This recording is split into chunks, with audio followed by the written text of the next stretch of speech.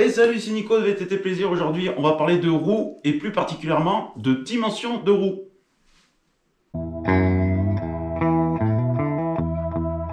Alors, c'est une idée de vidéo qui m'est venue et qui n'est pas de moi surtout lors d'une précédente vidéo où je parlais de l'achat d'un VTT d'occasion. À la fin de la vidéo, j'ai demandé un peu des idées et un des abonnés m'a demandé de faire une vidéo sur la taille des roues, plus précisément des jantes.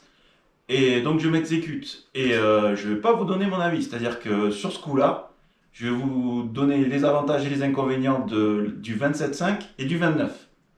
Et je ne vais pas vous dire pourquoi moi je préfère ci ou préfère là. Comme ça, voilà, je tire mes expériences de mes précédentes vidéos, notamment la vidéo sur les VTT électriques, où j'en ai pris plein les dents par les commentaires. Donc, vous ne voulez pas mon avis, je ne vais pas vous le donner, mais je vais vous présenter quand même le plus et le moins du 27.5 et du 29. Alors cette vidéo va être en deux chapitres, c'est-à-dire que je vais vous présenter la dimension des roues avec une vision physique, avec le bagage physique, et après dans un deuxième volet avec le bagage technique, les avantages et les inconvénients des deux bagages. Alors l'avantage du 27,5 en partie physique, c'est que le diamètre de roue est plus petit, donc il sera beaucoup plus sujet à ce que j'appelle moi souvent la cadence, je vous en ai souvent parlé, et c'est-à-dire qu'une roue plus petite va tourner plus vite, c'est-à-dire qu'elle va faire un tour sur elle-même, sur le même effort. C'est-à-dire que si vous êtes un pilote qui mouline beaucoup, qui aime vraiment du rythme, et faire, une grosse cadence, moi j'aurais tendance à plus vous proposer 27,5, c'est-à-dire que la roue, le diamètre est plus court, elle va vite faire un tour sur elle-même, et vous allez pouvoir très vite monter en tour. Et le 27,5, c'est très bien aussi dans les montées dites les montées de l'impossible. C'est-à-dire qu'une petite roue, encore une fois, fera très vite le tour et vous pourrez déployer très très vite cette cadence. Tandis qu'un 29, à l'inverse, la roue est plus grande, il faudra quand même l'amener. Une 29 à l'inverse sera peut-être plus difficile à amener, mais aura quand même un meilleur rendement parce que forcément, le diamètre de la roue est plus grand, la distance sur un tour de la roue est plus longue. Donc, pour démarrer en 29, vous aurez peut-être une tendance plus difficile à l'amener. Mais si vous êtes un pilote qui tourne un peu moins les jambes, mais qui aime travailler en force, je vous conseillerais plutôt le 29. C'est-à-dire que le 29, une fois amené, est vachement plus rentable qu'un 27,5. C'est pas moi qui fais les normes de la physique, hein. C'est tout simple. Alors je vous vois venir, c'est vrai que vous allez me parler de transmission, vous allez dire, attends Nicolas, c'est bien ce que tu me dis, mais bon, on n'a pas tous la même transmission. Et là encore, vous avez raison, mais sur le même vélo, un 27,5 pourra peut-être se permettre de monter un peu plus sur les transmissions qu'un 29. Alors je vais m'expliquer. Admettons sur un plateau, si vous êtes équipé d'un 27,5, je pense que dans ma région, là je parle pour ma région, vous pouvez tourner avec un 32, ça devrait pouvoir le faire. Par contre, le même vélo, vous changez les roues, vous mettez du 29. On a beaucoup de vélos maintenant qui nous permettent de faire ça et beaucoup de riders, je sais, aiment beaucoup ça. Ben, si vous passez sur le 29, il faudra peut-être descendre dans les rapports parce que le 29, comme je vous ai expliqué, est plus difficile à amener. Alors pour conclure le chapitre physique, il faut savoir aussi que les constructeurs ont beaucoup travaillé sur les géométries, c'est-à-dire qu'avant, moi j'ai connu les premiers 29, c'était un cadre et on rajoutait des grandes roues. Là, on n'est plus du tout dans ce cas-là, c'est-à-dire que les constructeurs quand même ont adapté, c'est-à-dire que vous allez acheter un vélo en 27,5, le vélo est déjà bien adapté au diamètre des roues et vice-versa pour le 29. Donc à vous de voir. Après, il y a souvent une question qui revient aussi, je suis un rider de petite taille, est-ce qu'il faut que je roule en 27,5 et je suis un rider de grande taille, est-ce qu'il faut absolument que je roule sur un 29? Pour le rider de grande taille, j'aurais tendance à dire oui. Si vous êtes grand, voilà, je voulais pas me mouiller, mais bon, je vais quand même me mouiller, tant pis. Et j'aurais tendance à vous conseiller le 29. Par contre, l'inverse n'est pas forcément vrai, c'est-à-dire un rider de petite taille, s'il est costaud, physique, moi, j'ai en tête un très bon pote qui s'appelle Jackie et qui a des cuisseaux, c'est une belle bête. Et ben lui, Sur 1,7 m, je pense pas que ça soit vraiment très rentable pour lui. Alors, Jackie, si tu regardes la vidéo, mets-moi en commentaire si je me trompe ou pas, mais je pense qu'un gars comme toi, tu pourrais plus envoyer sur 1,29 que sur 1,7 m. La partie technique, alors la partie technique, il y en a déjà un qui m'attend au tournant, il s'appelle Alex, et c'est un expert là-dedans, et à juste titre.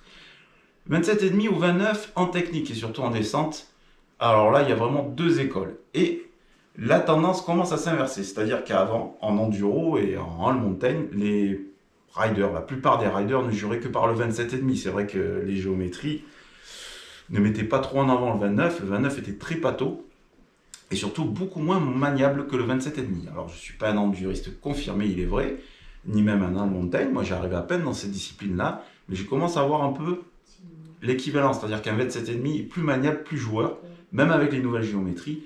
Le 29 sera peut-être un peu plus difficile à passer dans les épingles. Au contraire, sur un 29, les qualités de franchissement seront beaucoup plus élevées sur un 29 qu'un 27,5 parce que dû à ce gros diamètre et cette grosse roue, on aura tendance à plus avaler tous les petits soucis des chemins et dans le cassant notamment. Le 27,5 aura tendance à aller buter dans l'obstacle alors que le 29 aura tendance à l'avaler. Et pareil pour les montées techniques aussi. C'est vrai que le 27,5 reviendra plus rapidement sur son tour de roue, donc vous pourrez plus facilement monter physiquement, mais techniquement, le 29 avalera mieux dans la montée. Et tous ces efforts que vous avez à appuyer plus pour pouvoir passer l'obstacle, vous l'aurez peut-être moins sur le 29 qui a tendance à avaler l'obstacle. Et là, en niveau économie physique, vous gagnerez là-dessus. Pour résumer, donc, faites-vous votre avis. Et je vais un peu me garder de donner le mien pour une fois. Mais sachez qu'il faut quand même les essayer, les vélos, surtout les derniers concepts et surtout les dernières géométries qui sont vraiment bien adaptées.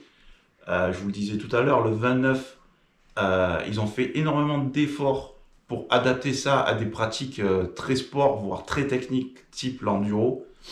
Après, il y a des enduristes que vous ne les ferez même pas changer. Il y en a encore qui roulent en 26 et ils veulent rester sur le 26. Hein. Moi, je ne dis pas.